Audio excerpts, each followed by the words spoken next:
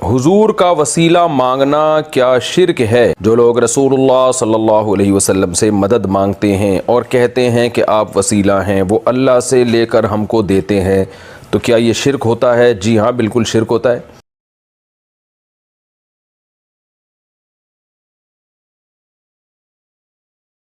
Direct اللہ سے مانگیں آپ۔ یہی وجہ ہے کہ نبی صلی اللہ علیہ وسلم کی حیات طیبہ میں جو بھی صحابی آپ کے پاس آتے تھے وہ آپ سے کبھی دعا نہیں مانگتے تھے، آپ سے دعا کی درخواست کرتے تھے کہ آپ اللہ سے مانگیں۔ کبھی یہ نہیں کہتے تھے یا رسول اللہ آپ میرا یہ کام کر دیں، بلکہ آپ اللہ سے دعا کریں کہ اللہ میرا یہ کام کر دے۔ بسم اللہ الرحمن الرحیم، نحمدہ ونصلی ونسلم علی رسولہ الکریم۔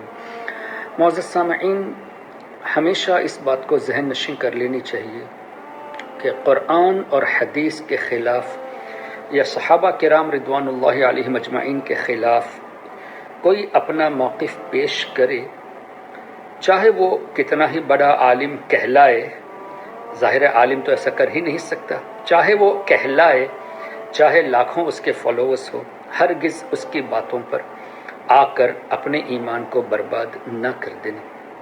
ابھی آپ نے سنا کہ یہاں مفتی طارق مسعود نے یہ کہا کہ کہیں بھی صحابہ کرام رضوان اللہ علیہم اجمعین سے یہ نہیں ملتا کہ انہوں نے نبی پاک صلی اللہ علیہ وسلم سے اس طرح مدد مانگی ہو کہ یا رسول اللہ صلی اللہ علیہ وسلم آپ میرا یہ کام کر دیں، جبکہ اگر کوئی اس طرح مانگے گا تو یہ شرک ہوگا، تو صحابہ نے اس شرک کو نہیں کیا۔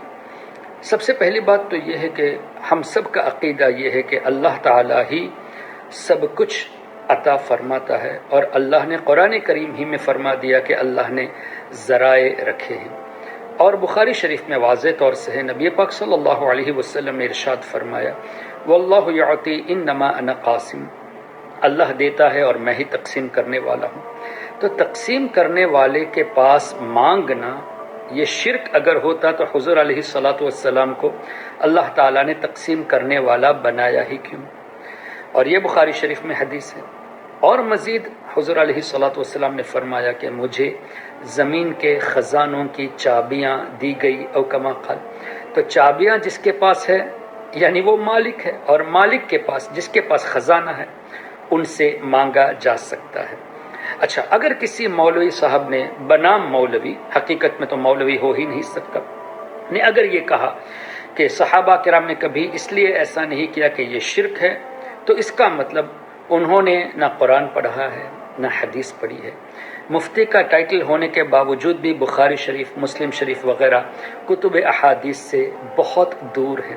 بہت مشہور حدیث آپ دیکھ لیجئے، مسلم شریف میں بھی ہے، دیگر کتب احادیث میں بھی ہے، ابو داود شریف میں بھی ہے، نسائی شریف میں بھی ہے، کہ نبی پاک صلی اللہ علیہ وسلم نے حضرت ربیعہ رضی اللہ تعالیٰ عنہ سے فرمایا سل، اے ربیعہ مانگو، اور حضرت ربیعہ نے کیا فرمایا؟ اسألک مرافقتک فی الجنہ۔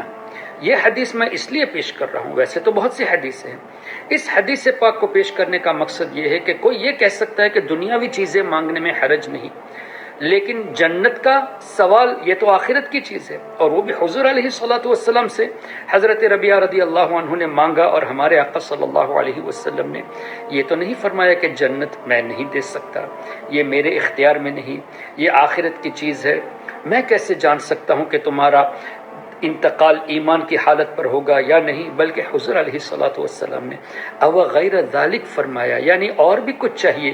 سبحان اللہ، اس سے کیا پتہ چلا کہ نبی پاک صلی اللہ علیہ وسلم سے جب مدد مانگی گئی تو جو نبی شرک اور کفر کو مٹانے تشریف لائے انہوں نے منع نہیں فرمایا بلکہ عطا فرمانے کی بات کر دی، اور یہ مسلم شریف اور دیگر کتب احادیث میں موجود ہے۔ اور مزید بڑھتے ہیں، اگر یہ عالم ہوتے تو ان کو کتابوں کا علم ہونا چاہیے۔ امام حاکم رحمۃ اللہ علیہ نے المستدرک میں اور اسی طرح ابو یعلا میں بھی یہ روایت موجود ہے کہ ایک مرتبہ ایک اعرابی نبی پاک صلی اللہ علیہ وسلم کی بارگاہ میں تشریف لائے، اور حضور علیہ الصلاۃ والسلام نے کچھ اس طرح فرمایا، مانگو، کیا مانگتے ہو؟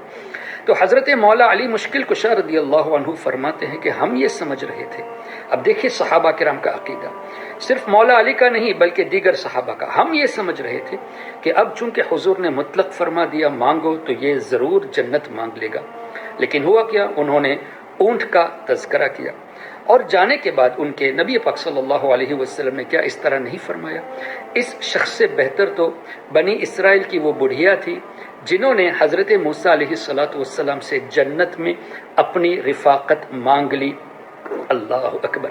تو یہ آخرت والی چیز مانگنا یہ حدیثوں سے ثابت ہے، اور مولوی صاحب یہ کہتے ہیں کہ صحابہ نے کبھی ایسا نہیں کیا، اس لیے کہ یہ شرک ہے۔ اگر یہ شرک ہے تو صحابہ کرام معاذ اللہ مشرک ہوئے مفتی طارق کے کہنے پر، اور نبی پاک صلی اللہ علیہ وسلم نے قبول کر لیا، تو شرک مٹانے والے نبی نے کیا شرک کیا؟ معاذ اللہ۔ اور اس کے بعد محدثون نے، امام مسلم نے، امام نسائی نے، امام ابو داود نے، امام حاکم نے، دیگر بزرگوں نے ان روایتوں کو نقل کر کے شرکی یا بات کو نقل کیا۔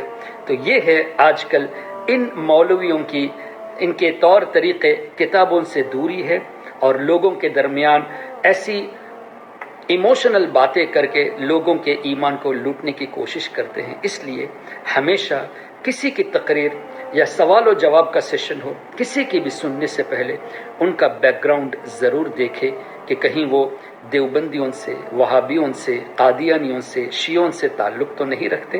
اپنے ایمان کو بچائیے۔ اللہ تعالی ہم سب کے ایمان و عقیدے کی حفاظت فرمائے، آمین۔ والسلام علیکم۔ اگر آپ نے ابھی تک ہمارا چینل سبسکرائب نہیں کیا تو ہمارے چینل کو سبسکرائب کر لیں